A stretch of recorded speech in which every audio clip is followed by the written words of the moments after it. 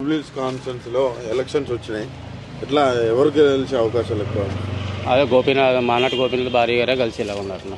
ఆయన అయితే ఇదివరకు బాగా పని చేశాడు. ఆయన పేదలకు ఏదైనా సరే ఆయన వచ్చి పిలవంగానే వచ్చి ఏ పని అయినా సరే బాగా చేసేవాడు. ఆయన పిలిస్తే పలికేది.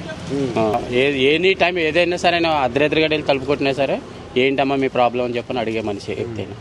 కానీ ఏంటంటే ఆయన సడన్గా పోయాడు కాబట్టి ఆయన భార్య ఇప్పుడు ఏంటంటే సానుభూతి అయినా సరే గెలిచేస్తారు, పక్క గెలిచారు.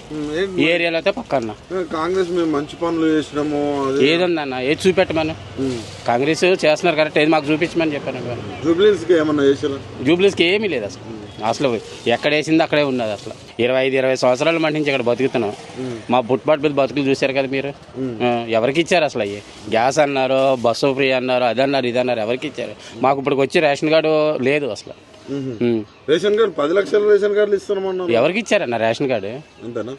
ఇస్తే మేము తినే కాడ అబద్ధం ఎందుకు ఆడాలి అసలు? ఎవరికి ఇచ్చారు రేషన్ కార్డు? ఎట్లా ఉందన్న రేవంత్ రెడ్డి పరిపాలన? ఇంకా అంతే ఏమీ లేదు. కాంగ్రెస్ క్యాండిడేట్ పరిస్థితి ఏంది మరి? ఏది ఇక్కడ క్యాండిడేట్ అసలు ఆ క్యాండిడేట్ ఇప్పుడు వరకు ఎవరు వచ్చారో కూడా లేదు, మాకు తెలియదు అసలు. ఇక్కడ అసలు నవీన్ యాదవ్ అసలు రాలేదన్న. అప్పుడు వీళ్ళంటే తిరుగుతున్నారు. ఆయన వచ్చిపోయి ఏది కనబడ్డా జనాలకి? నవీన్ యాదవ్ కనబడలేదు అసలు ఆయన. అంతేనా?